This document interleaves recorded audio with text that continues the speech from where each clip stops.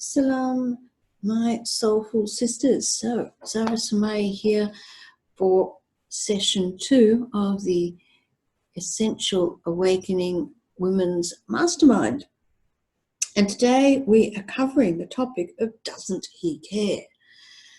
Because being inspired by all the Valentine's Day promotional activity and the uptick in romantic movies and songs and all the rest of it, those of us who are in a normally loving relationship, so this talk is aimed at healthy relationships comprising of two basically healthy, happy, loving people. But, you know, like with all relationships, we get caught in our thinking and may get stuck and not always feel close to our spouse in the way that we might expect that we should. And certainly with the push of Valentine's Day, the notion of eternal intimacy makes maybe some of us start thinking that we've got it wrong. And so doesn't he care? The inside out of disappointed romantic expectations.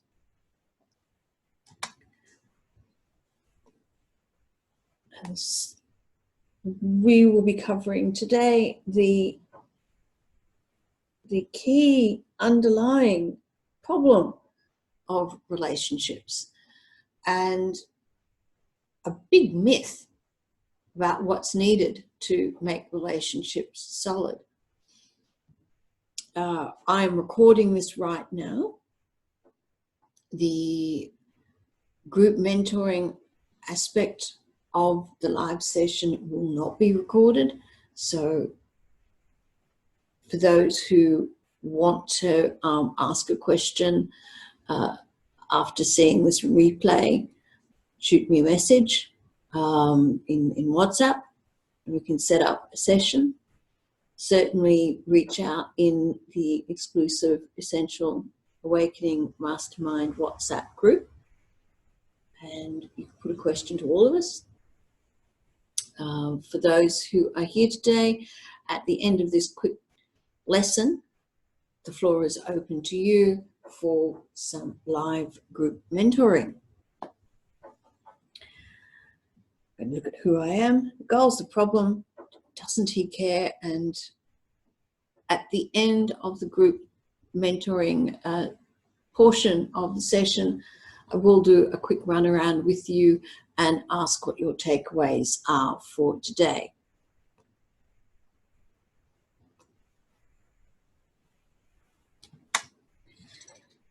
So as I said, the group began with that. So who am I? Very quick. So you've seen me. These are the different places you've seen me. You've seen me as the Me First Summits and Sisters Helping Sisters. I've done a couple of years with them, with both Sisters Helping Sisters Summit and the Me First Summit. I am a certified Back to the Fitra coaching, a coach, mentor and trainer in the Inside Out paradigm. You've known me as Manifesting Muslima, and now with the rebranding as Essential Awakening. And I love that it's, for me, it's Essential Awakening, and I've got total clarity, because this is what the Essential Awakening does. Awakening to our essential wisdom is what gives us the total clarity. And the fact that it's 2020 is even better. But there you go.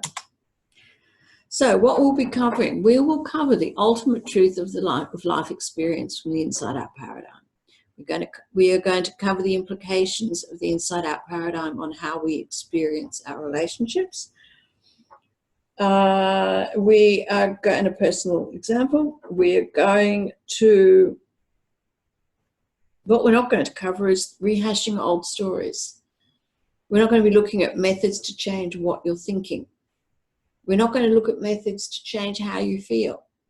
And we're also not going to look at how to change our partner so that we can like them more.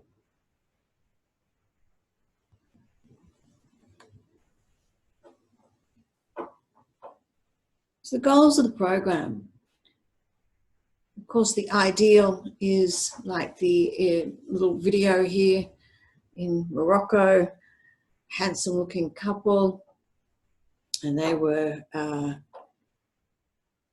looking all romantic in the top of a riad in Marrakesh. But yes, that would be the ideal, but it's not the case 24/7.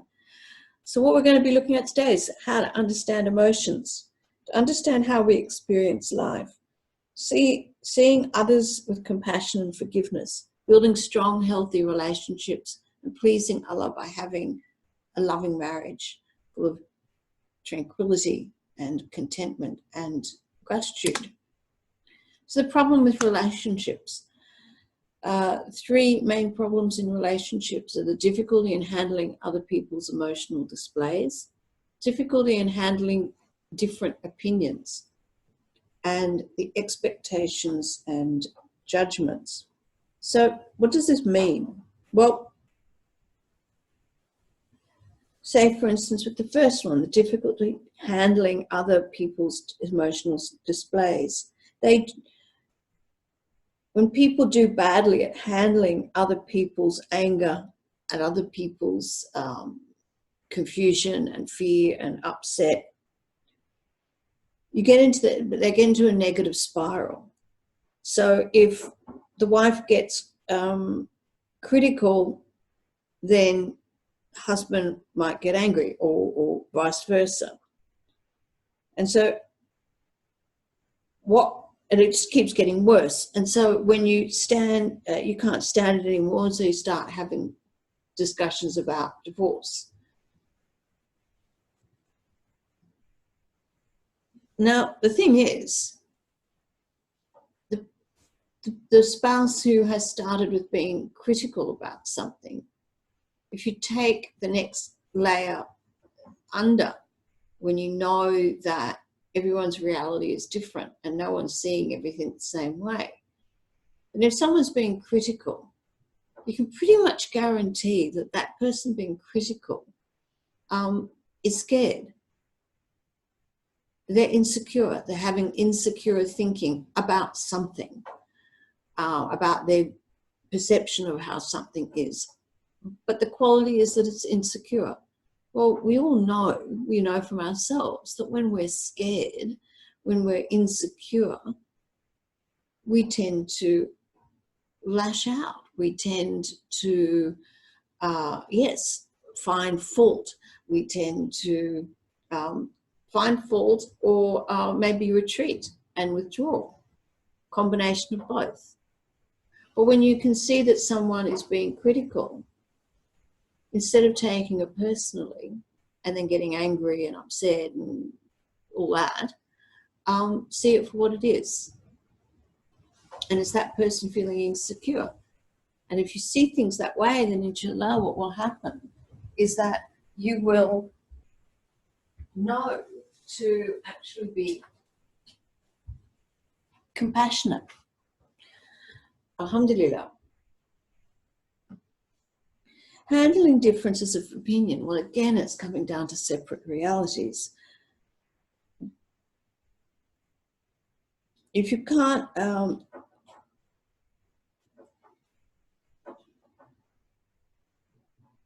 when people have been sold the notion that we all have to be on the same wavelength, we all have to agree in order to be okay, and that if there is disagreement, then somehow that indicates that there is a problem.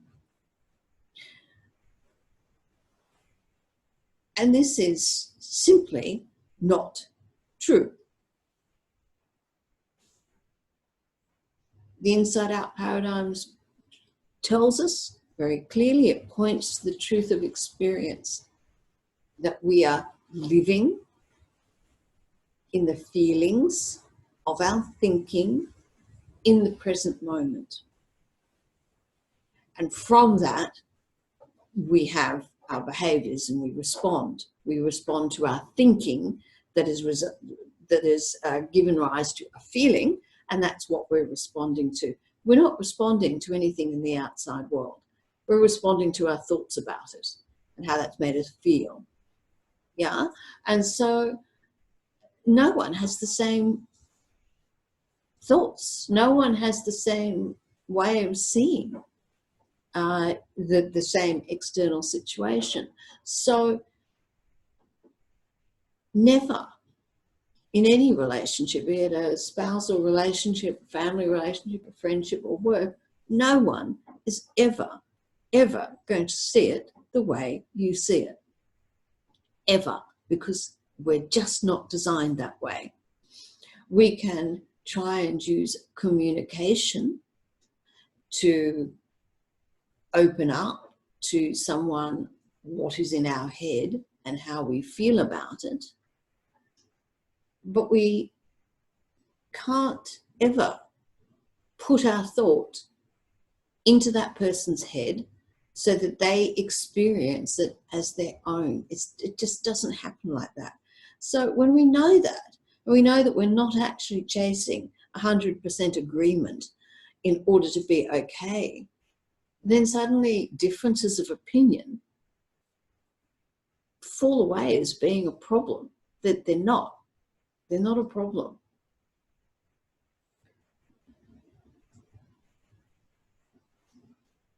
And so compatibility is overrated. It's not this whole notion that I need to be compatible with a person. No, you don't. And also the notion to agree to disagree in a kind of respectful but distant, at an arm's length kind of notion is also incorrect, because it's got nothing to do with having to, I don't know, tolerate or something, because there's nothing to tolerate.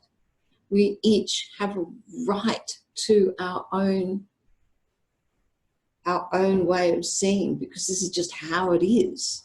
It's not even a right, it's just how it is. So I don't have to tolerate anyone else's different point of view, because their point of view doesn't negate mine in any way, nor does mine negate anybody else's. There's just no point to defensiveness around the issue of having a different opinion. In fact, the other point is expectations. Disappointed expectations sour relationships. They remove the sense of closeness. They have you sort of saying things like, well, why didn't you notice X, Y, and Z?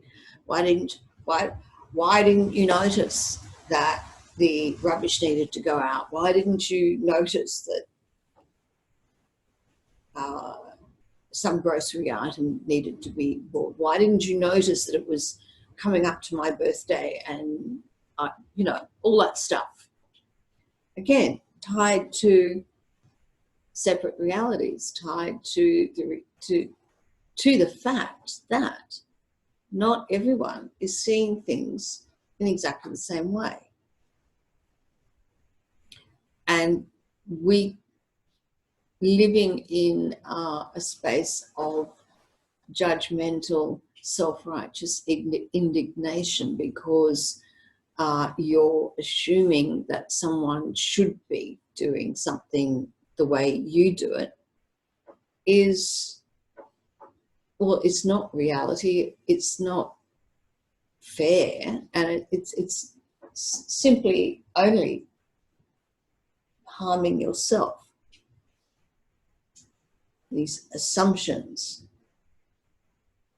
If planning is needed for an activity, or the monthly calendar, the family schedule, the grocery list, of course, if planning is needed, well, then you do that planning, but you approach it as an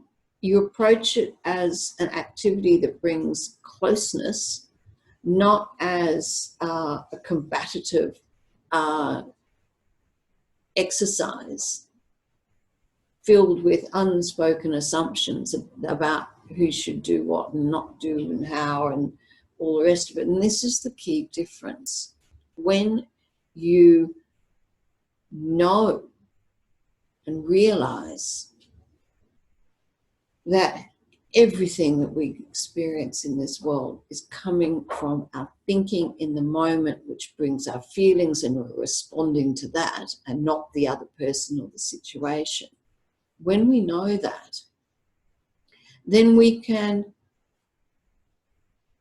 manipulate external situations. We can take control. We can set boundaries. We can make plans with the grace of Allah subhanahu wa ta'ala, of course, but we can do all those things without the heavy burden of problematic thinking and difficult feelings and shoulds and musts and woulds and all that kind of burden that takes away our feeling of closeness to those around us and to ourselves.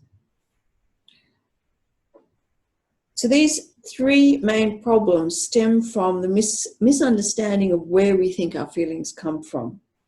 The problems come from the belief that people and relationships are broken and need fixing. Relationships continue to be difficult or end because of the false assumption that it takes two to tango. And this is not true. You can change, and that is enough. You can let go of the false assumptions that we've been talking about and approach your spouse from a present-centered, open compassion and mercy without actively attacking any of the problems you think that you're having, but just simply showing up with a spacious openness to what is directly in front of you, not the story in your head. That energetic shift invites your spouse to also stop feeling defensive and stop feeling prickly and difficult and argumentative. They feel secure, and when they feel secure, they don't need to criticize, they don't need to see a problem, and they actually open up their heart and feel a closeness. The key to happy relationships is not in the doing, it's not in the communicating of problems. The key to the tranquility and the mercy that Allah subhanahu wa ta'ala says is meant to be a marriage, it's about feeling close to your partner. And your feelings come from your thinking, not from them. So it's not about your partner doing anything to make you feel close to them. It's about you changing your thinking. And if you change if you change your understanding of where your feelings come from, realize that, understand that, and if a thought comes into your head that's problematic, you let it go, like the tide, you let it go out with the tide. And you protect, by doing so, you protect the state that we innately are always in, and it is our wisdom state of calm, clarity, and contentment. And that only ever gets disturbed by the winds of our thoughts. And I'd say this right now, looking out at a monsoonal rain and the wind through the trees. And if that wind wasn't blowing right now, if that storm wasn't happening right now, then the trees outside my window would not be blowing left, right, and looking like they're about to bend and break. And so that's what our thoughts and feelings do. And the beauty is, like with the wind outside my window right now, it is the wind and the rain as states are not bad. They're not negative. There's nothing wrong with them. It is a natural part of our world and how it functions that God has provided for us. Equally, our thoughts and feelings are not a problem. Having them, their existence is not the problem. If they cause stormy weather, you be in it and you experience it, but it will pass. This rain will pass eventually. So we don't have to, I don't have to do anything now with this rain and wind outside. Say, for instance, I don't need to, oh, the trees are bending and swaying and it looks really quite chaotic. Well, I don't actually have to go out there and tie the trees to stop them from moving. I don't have to invent some weather machine to stop the wind blowing and the rain happening. I'm sitting in my lounge and I'm looking out at it, and I am protecting my inner world by not creating a problematic story around the rain that's out there. And even if I had to go out in that rain today, which I don't, alhamdulillah, but even if I did, I wouldn't, my experience of that would only be impacted by the story in my head, not the actual rain. In that, if I'm telling myself this is horrible and I'm going to get sick and you know, all that stuff, well, then I'm making going out in that weather very unpleasant. Well, similarly, in our relationships, if you are telling yourself that the activities that are happening, if you've got the myth in your head that everyone has to agree, and there isn't agreement, and you see that disagreement as arguing and a storm, and then you've got a whole story around that, well, then naturally your experience of your relationship is going to be problematic.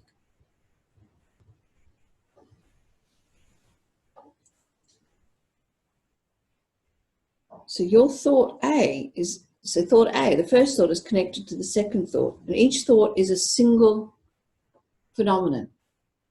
This is what's so beautiful. Your thought comes. We have like 15 thoughts a second. Some of them we pay attention to, others we don't. They all come, they all go. And with each new thought is an opportunity. It's the space between those thoughts that God performs his miracles of change for us. And it's the space between our thoughts that we get glimpses of our innate wisdom. Alhamdulillah. And that's then where we then are able to approach in that wisdom state, in that present moment of no past thinking, no future worries, that we are able to address what is in front of us in the best possible way we can, that our wisdom is giving us, without all the drama. So one thing to be really clear on, the inside out paradigm is not saying that you won't have a thought come. It's not saying that a feeling won't arise. It's just letting you know that this is natural and it happens, and you do not have to freak out about it, and you don't have to do anything with it.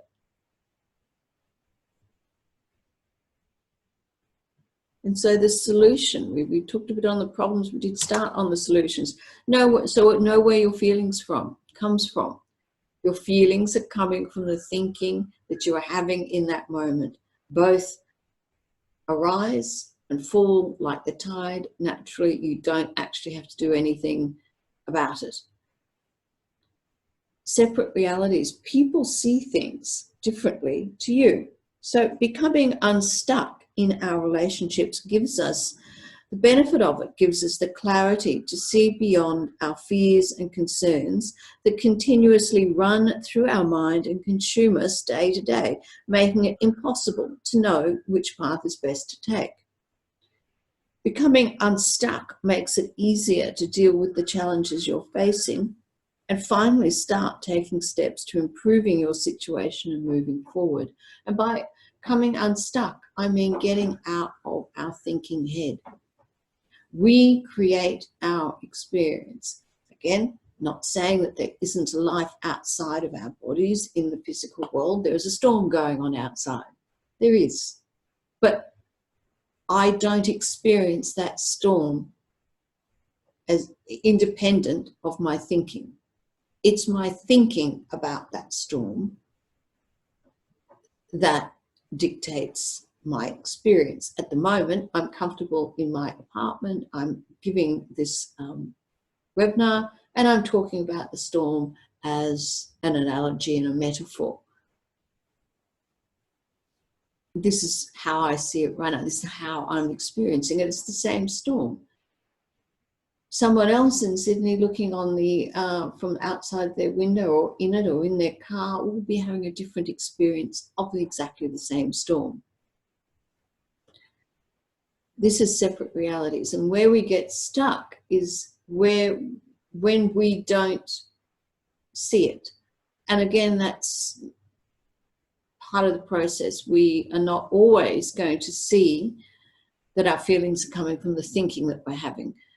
Sometimes we will be stuck in that storm and really experiencing that storm as if the storm was the independent reality and we're responding to the storm instead of that we're responding to our thinking about the storm.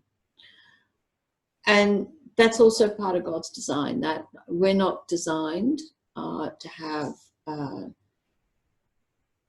24/7 epiphany or enlightenment, not in this dunya, because we are spiritual beings in flesh vehicles, and there are limitations to this flesh vehicle and the mechanics of it. That means that our inner spirit can't always be 24/7 plugged in to the matrix, for want of a better word, for plugged into Allah subhanahu wa ta'ala 24/7 and working from that space. If we were in that space, we'd be in Jannah. I think that's what Jannah gives us. So in this dunya, we've got to struggle still with the spiritual being and the physical body, physical form. So sometimes we see things and sometimes we don't see it. And that's where we get stuck.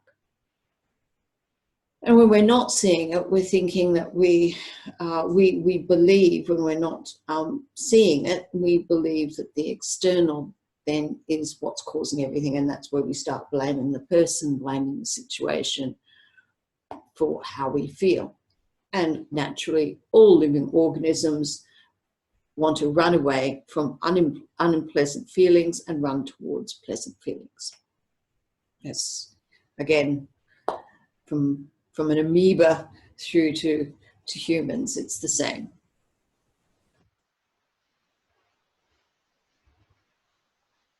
And so when you're clear that others are not the cause of your feelings,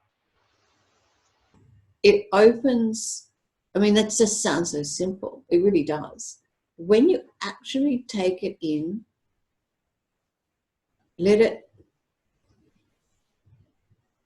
impact every fiber of your being. Let it trickle down into the core of your awareness that others are not the cause of your feelings. And again, I'm not saying that people don't do stuff. They do. I'm not saying people haven't experienced abuse or what have you. They have. Other people are doing stuff. But your experience of their doing, the feelings that come up, and not a direct response to their doing, is to your thinking about it. And the beauty of that is when you know that, then you know that you don't have to, and you know that everyone's got separate realities, and everyone, including you, are responding to the thoughts in your head about a situation. Well, then you know that whether it's kind of normal, healthy, stuck thinking, upset, or whether it's actually toxic abuse behavior, either way, you know that the other person is responding to themselves. They're not actually responding to you. And so you don't have to take it personally. You don't have to get defensive. And you can actually take a step back and go, well, if they're displaying problematic behavior, it's because they're having problematic feelings, and that's coming from their problematic thinking. And if you're not feeling defensive, then naturally you will respond with compassion. And just the act of responding from compassion is enough. You don't actually even have to do anything. You don't have to sit down and analyze their thinking and analyze their feeling and change this or do that. Just the act of plugging in and switching on with compassion to a person who is experiencing problematic thinking and feelings and responding from difficulty, just the act of plugging into them with compassion is enough to flip the switch. And when they feel secure in their, when someone feels secure in their stormy behavior, when they feel secure in their stormy thinking and stormy feelings at that moment, because that's the other thing, it's only in that moment. None of our thoughts or feelings are permanent. None of them stay that way. So when you have someone who is experiencing difficulty and you respond with compassion, not defensiveness, not judgmentalism, not anything, but just compassion, they will feel secure. And if they feel secure, then they are able to naturally snap out of the stuck headspace, tap into their own inner wisdom, deal with what's ever in front of them in the best way possible. And just the byproduct of that is a feeling of closeness. You feel close to them, they feel close to you. Well, if you just keep rinsing and repeating without talking problems, without manipulating or changing anyone or anything, if you just keep doing that, you will find that over time, your experience of yourself and your spouse and your relationship is one of closeness and mercy, and that just gives more closeness. And this is how it works.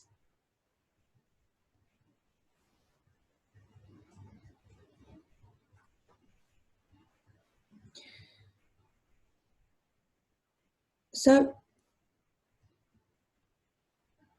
others don't cause our feelings. They are not making you feel love for them. They're not making you feel hate toward them. It's your thinking about them causing those feelings. When we realize that our partner is not the problem, that in fact there is no problem, nothing needs fixing, not you, not them, not the relationship, all these change solutions become irrelevant. All these instructions for doing are unnecessary.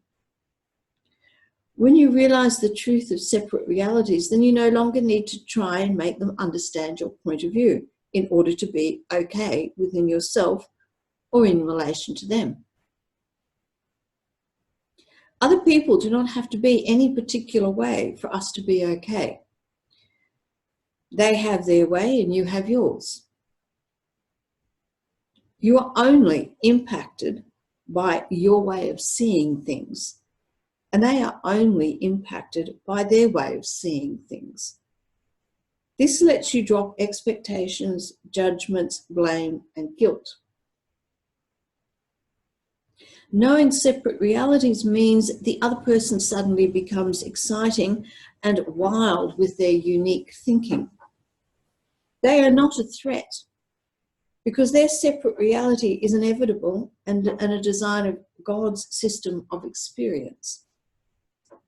Moment-to-moment feelings are no measure of the quality of the relationship or the quality of your mental health. I love this one. I love this one because, again, majority of psychology out there, and positive psychology, particularly modern day, is all about feelings, and that our feelings are important indicators of reality, and that we have to fake our feelings to make it, and all this sort of palaver. It's not the truth. We've already established our feelings come from our thinking. Our feelings have nothing to do with external reality. Nothing and no one can make us feel anything without thought being the bridge between the two.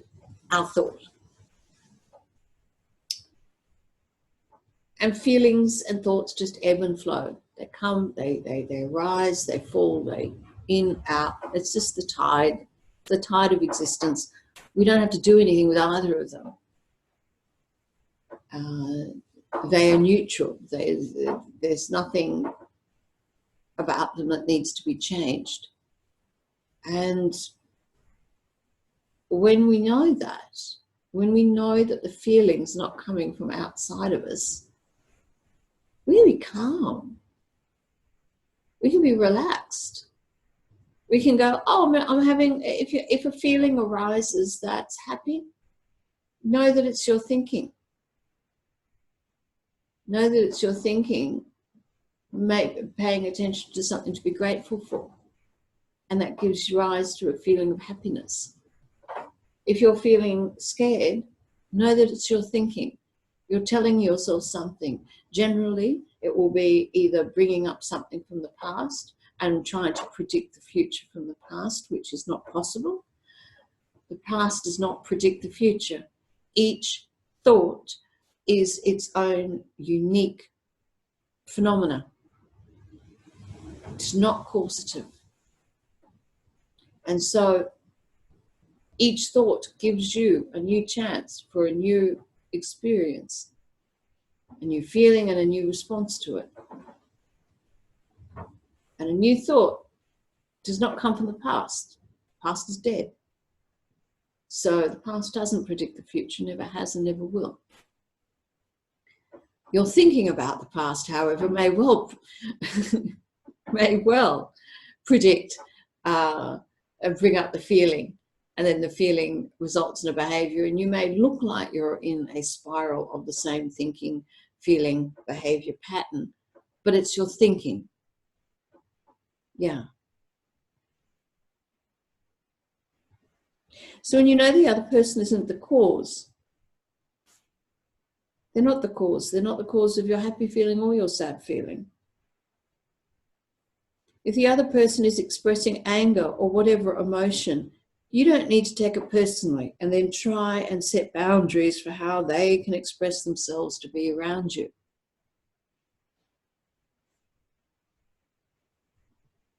Now, I will add as a disclaimer in here, of course, we are not talking abuse here. We're talking within the context of basically normal, healthy relationship of two functioning human beings. Naturally, if someone is threatening you with physical harm, the only boundary you need to set is to remove yourself from it, call the police, what have you. We're not saying you don't respond to the outside world, but what we are saying is that all the extra thinking and feeling, the big emotions, often fear and anger and all the rest of it, that clouds our ability to respond to what's in front of us. For instance, if the building suddenly came on fire and the alarms were going off. Now, if I'm sitting on my lounge and that were to happen, and I get caught up in worried thinking, what if, da, da, da, da, or past thinking, this happened here, da, da, da, and I'm building and I'm sitting on my lounge with the alarms going, saying to leave the building, but I'm sitting here stuck in my thinking, and then getting myself all worked up in my feeling, I'm not actually responding effectively to the crisis that's in front of me.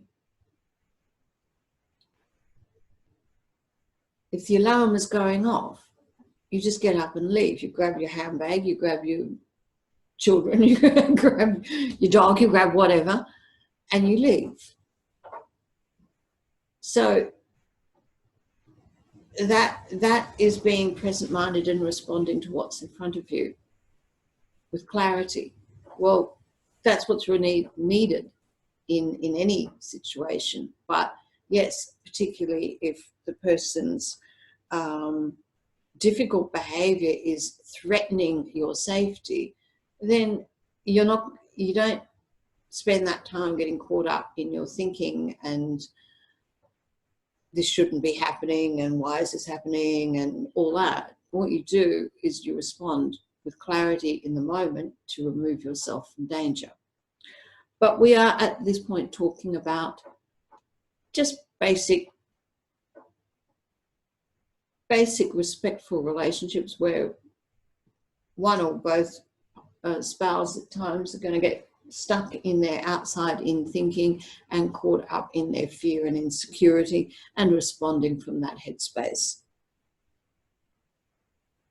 And so knowing separate realities means that the other person suddenly becomes, as I said, exciting, it's not fearful. And they're not a threat. And moment-to-moment feelings are no measure of the quality of the relationship or the quality of your mental health. And that's what I love. This is this notion that, our feelings are not a barometer for the relationship, the outside world. Our feelings tell us nothing about external reality. They only tell us about the quality of the thought we're having in that moment. That's it. That's all feelings do.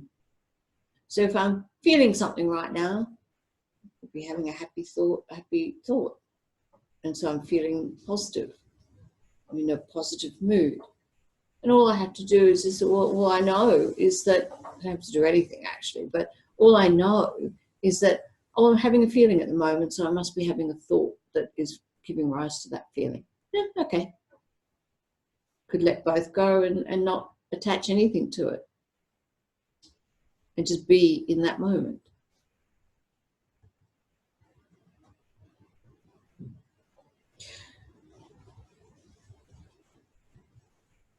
And so guess what? There is this great likelihood that when you know that the other person's not the cause of anything, you've all got separate realities, you don't need to take anything personally, you don't need to set boundaries to be okay, then instead you can listen with compassion.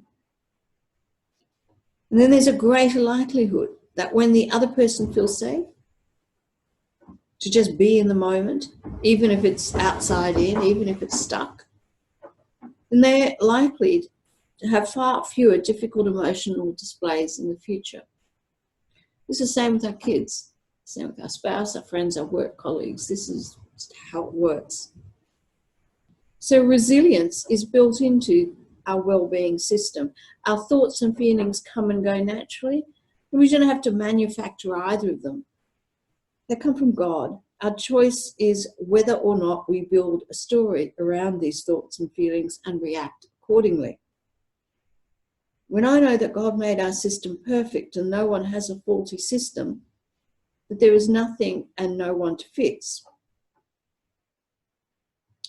When I know that the behavior of another is a reflection of their moment-to-moment thinking, then I can remove my own ego in reaction to, and instead know that the moment I can appropriately choose what to focus on, what to let go of, and what to get limit on for myself.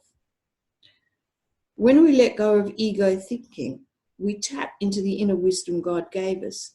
And from that space, the right response is always revealed to us. Allah does not give us more than our soul can handle.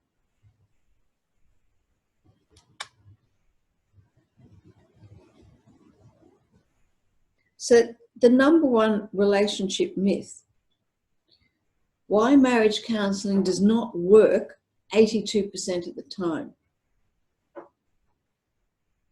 Because marriage counselling is predicated, it's based on the assumption that you have to talk about your problems when they come up, and that you've got to analyse it and pull them apart and, you know, wrestle the problems. And people believe that if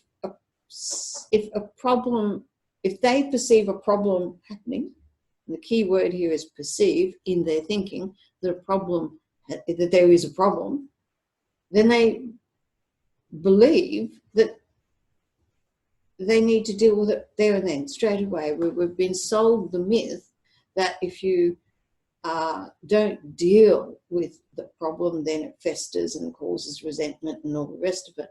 But we know now, without a doubt, that our feelings of resentment, our feelings of anger, our feelings of fear, our feelings of whatever, come from the story in our head, not from the external situation. Yeah? So,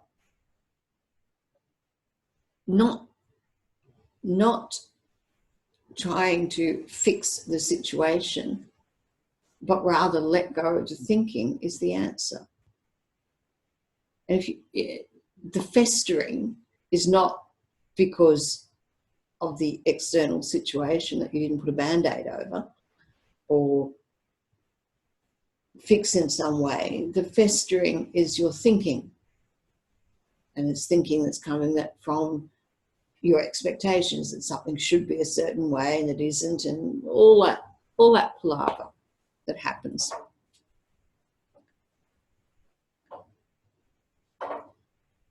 And so that you have to talk about problems when they come up. Then we have more things to be. So if we don't, see, the problem with talking about problems, as we've found, is problems focus on problem. God says this to us clearly. So what you focus on is what you get. So if you're going into an interaction with your spouse or anyone else with a problem focus, then problems are what you're going to get. If you go in with a gratitude and a spaciousness, then you're going to get that back.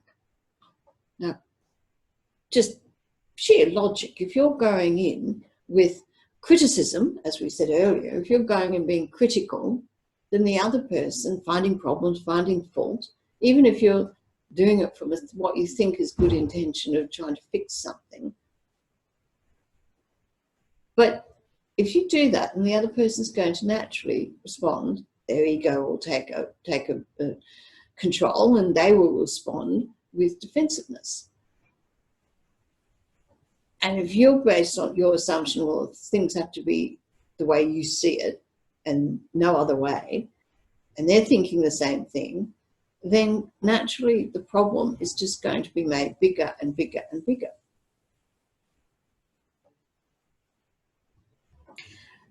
And the result of that is a lack of closeness. And it's the lack of a feeling of closeness to another human being, to our spouse, that gives our ego the permission to respond with anonymity, with hostility, with self-righteous indignation. None of those things are going to be a recipe for happiness, calm, tranquility, moeda. None of it.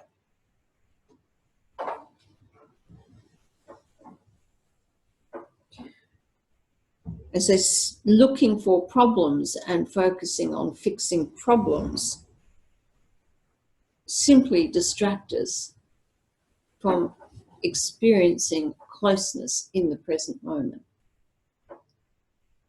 with us, with our partner, with our friend, with our family.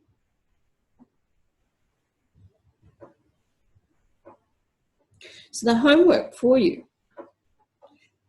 with your spouse is to give one day where you do not instantly blurt out the problem that you think you are seeing. One day where you only speak about things that will create feelings of closeness and appreciation in yourself.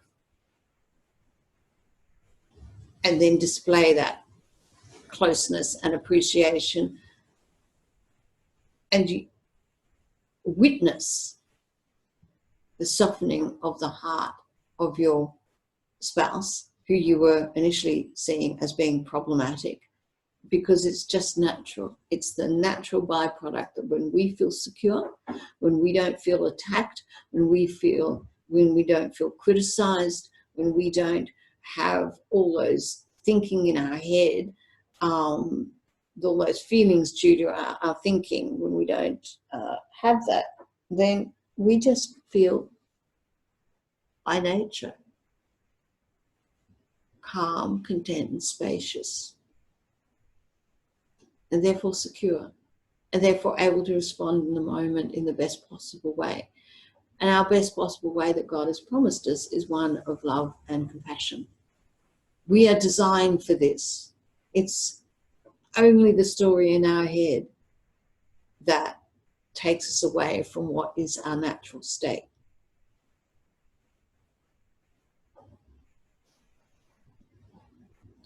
So the benefits of seeing your spouse through the lens of separate realities, that's what we've been looking at today. The benefit of doing that is that you have more compassion. Forgiveness is easier with yourself and others. You're in awe of other people and their viewpoint instead of feeling threatened.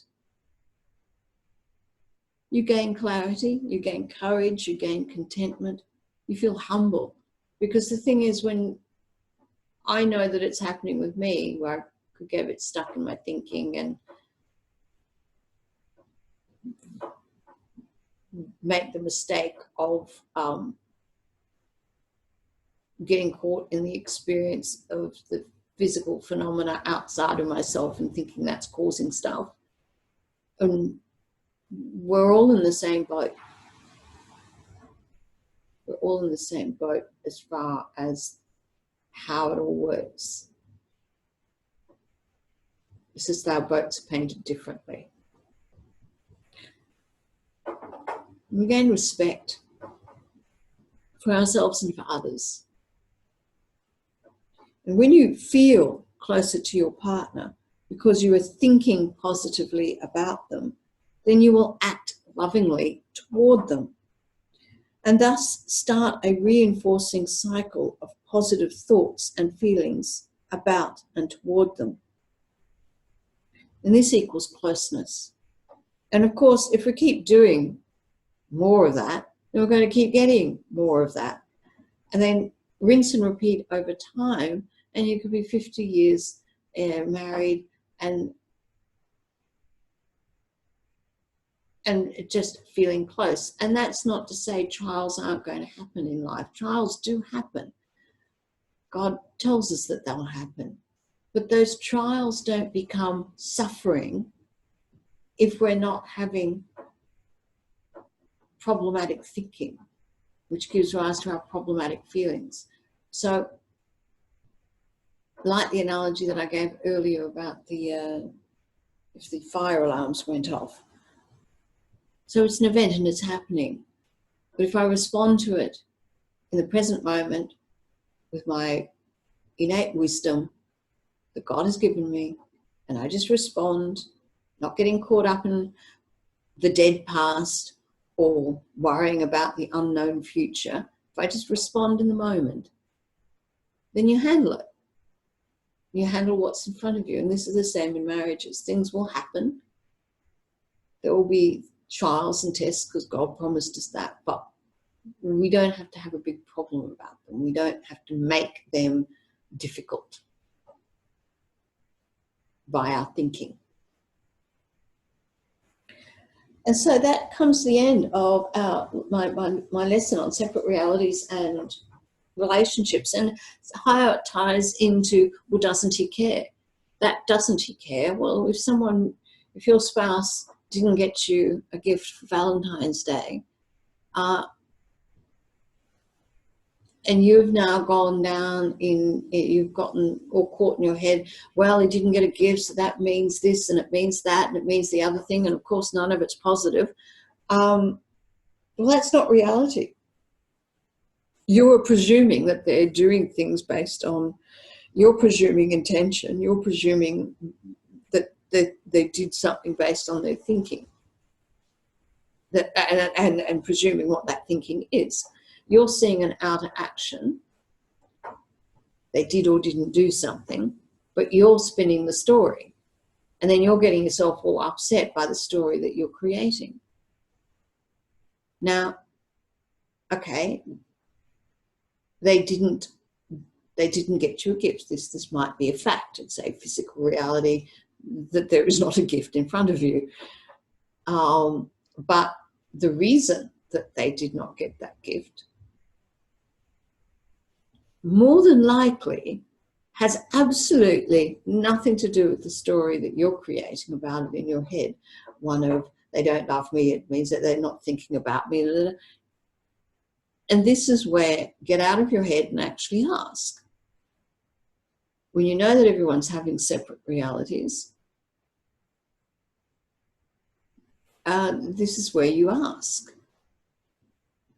This is where you say. Now, it might simply be they didn't get a present because they don't think Valentine's Day is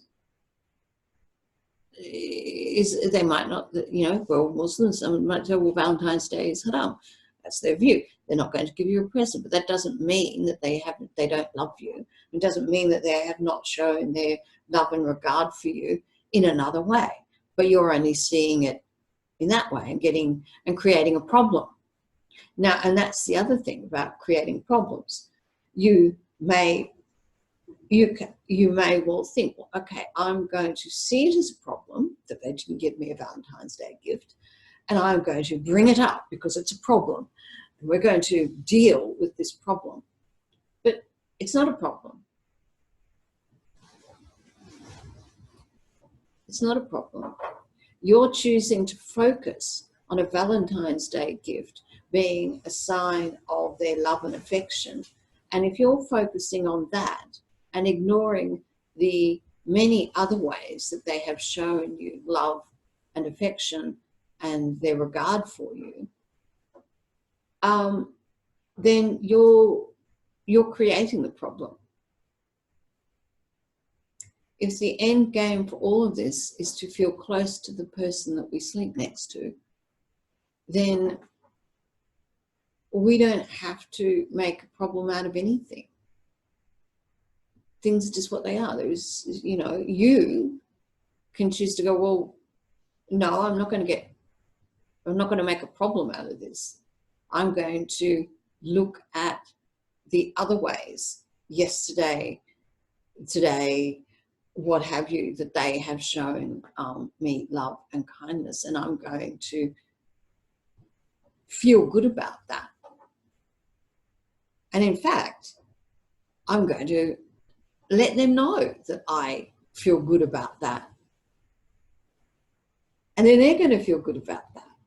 And then that, instead of then creating a problem over the lack of a Valentine's Day gift, you may well then find that by approaching your spouse in that way, a whole lot of romance happens. Because out of the blue, you're reminding them of the good that they did and that you appreciate it, and they feel good and you feel good. And, how much better is that than creating a problem where there wasn't one, based on your thinking, because you've created a story that a Valentine's Day gift is important and a sign of something, and that you've written a whole story in your head that the reason that you didn't get one is because they've got crummy thoughts about you. See, I really hope you see how this all works, and then be able to look at how this dynamic is playing out in your relationship and how you can let go of some of the outside in thinking, start thinking that you might be having in order to be in a state of closeness to your spouse in this moment and appreciate them in this moment. And each new thought gives you a new moment of experiencing yourself and your spouse with love and mercy. So the end of this, we're end of the lesson. I'm going to stop recording. I would love your feedback. You can unmute yourself and speak, or you can write in the chat box. Those of you on camera can wave and we'll unmute and go through.